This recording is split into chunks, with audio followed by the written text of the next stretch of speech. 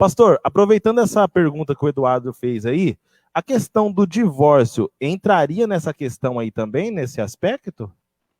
Bom, você fala da permissão do divórcio, né? O divórcio, ele nasce dentro da cultura judaica, ele nasce nas escrituras como uma permissão de Deus. Também não é o divórcio não é um ideal de Deus. O diáfora entra também como uma diáfora. E Jesus disse isso. Jesus disse, olha, o divórcio foi dado por causa da dureza do coração do homem, e não por causa do ideal de Deus.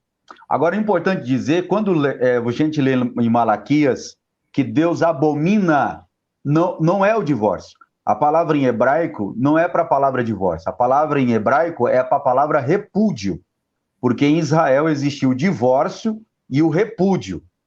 Quando a mulher recebia uma carta de divórcio, ela estava liberada para poder casar de novo.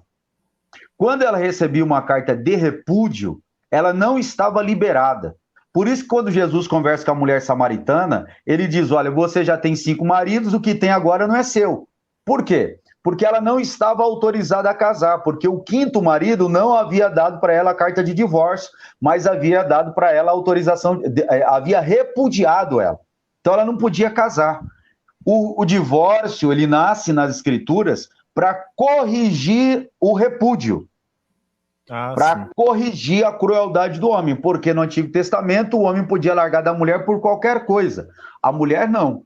A mulher, segundo Joaquim Jeremias, Jerusalém, nos tempos de Jesus, ele diz que só quando a mulher provava que o marido ele tinha enganado ela quanto à sua profissão, tendo uma profissão impura, por exemplo, quem cuidava de ovelha era uma profissão impura.